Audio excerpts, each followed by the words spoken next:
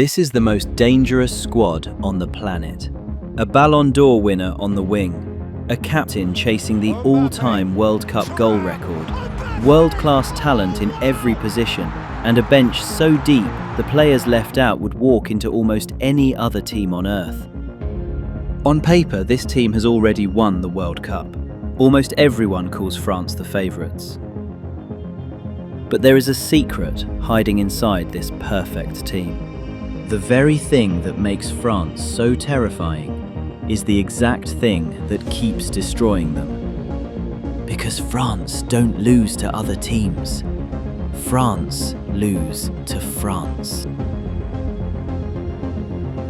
To where Mbappe plays.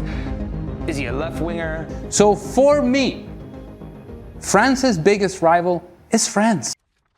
This is the story of the perfect squad and the perfect weakness buried inside it.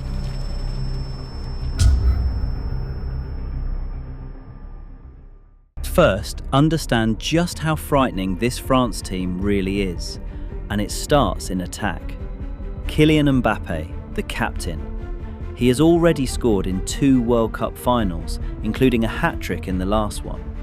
He is chasing the all-time World Cup scoring record itself.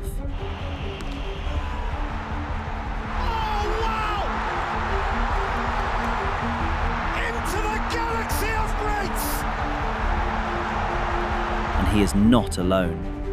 Beside him stands Ousmane Dembele, the reigning Ballon d'Or winner, the best player in the world, fresh off dragging his club to the Champions League. Then add Michael Olise, one of the most creative players in all of Europe this season. And behind them, Doue, Barcola, Cherki, Thuram, attackers most countries would build their entire team around, and France keep them on the bench. You could split France's attack into 2 teams, and both would frighten anyone in the world. And at the back, it's just as scary. William Saliba, one of the best defenders alive. Mike Maignan, elite in goal. Konate, Upamecano, the Hernandez brothers. And in the dugout, Didier Deschamps, the man who already won France a World Cup in 2018, now on his final tournament in charge. On paper, there is no weakness. Every position stacked, every name a threat.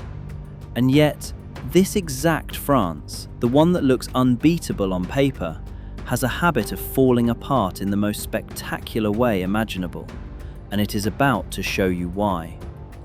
Because for all that attacking firepower, there is one part of this team that does not match the rest: the midfield. Look at the attack, 7 world-class forwards. Now look at the engine room. France have brilliant ball winners and holders, but almost nobody who carries the ball forward and links that monster attack to the rest of the team. The piece that turns all that talent into a machine is the thinnest part of the squad. And it shows, because here is a number that makes no sense for a team this gifted. At the last Euros, France, with the best attack on the planet, scored just 3 goals on their entire run to the semi-final. 3. A team of superstars, and the goals simply dried up. So Deschamps does something strange with all this talent. Instead of unleashing it, he holds it back. He sets France up to defend, to be cautious, to play safe. It's like owning the fastest car in the world and driving it with the handbrake on.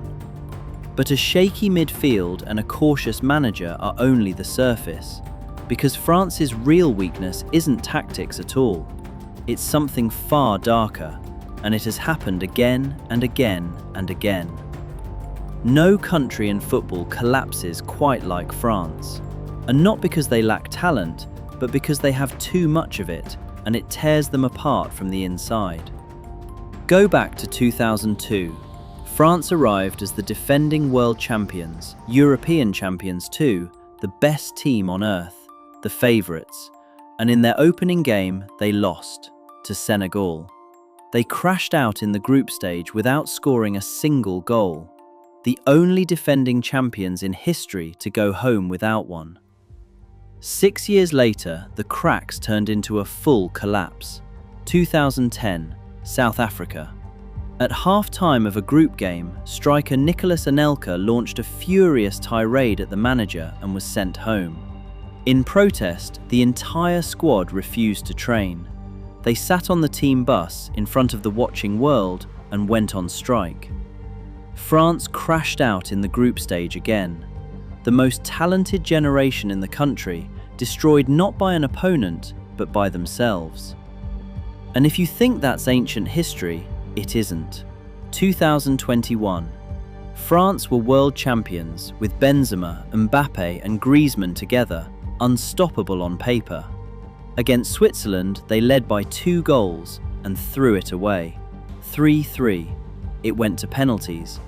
And the man who stepped up for the decisive kick, the superstar, the golden boy, Kylian Mbappe, he missed. France, the world champions, were out, knocked out by themselves again.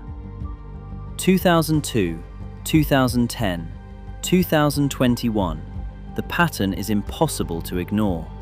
The moment France look unbeatable on paper is the exact moment they tend to implode.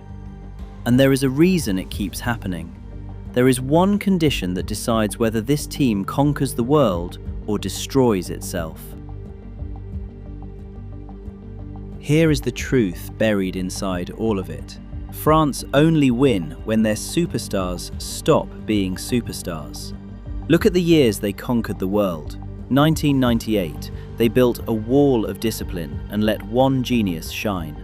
2018, Deschamps turned a teenage Mbappe and a squad of egos into hard-working, sacrificing soldiers. No flash, no selfishness, just unity, and they lifted the trophy. But when the egos take over, when the personalities clash, when the pressure rises and everyone wants to be the hero, France fall apart. 2002, 2010, 2021, every time. So that is the question hanging over this team. Not talent, they have more than anyone alive. The question is whether all these giant personalities, a Ballon d'Or winner, a record-chasing captain, a bench full of stars who all want to play, can pull in the same direction when it matters most. Because the attack says they will win it all. History says, hold on. So here is where France stand. The most stacked squad in world football, a Ballon d'Or winner, a record-chasing captain, one of the best defenses in the tournament, a legendary coach on his final ride. On paper, unstoppable. And yet, buried inside that perfection, a thin midfield, a cautious manager, a mountain of egos, and a history of self-destruction, lies a flaw that no opponent even has to find. France could find it all on their own. And there is one more chill down the spine. Their very first game of this World Cup is against Senegal, the exact same team that humiliated them in 2002. The story, somehow, begins right where the nightmare started. So the question isn't whether France are good enough. They are. The question is whether the perfect team can finally survive its perfect weakness.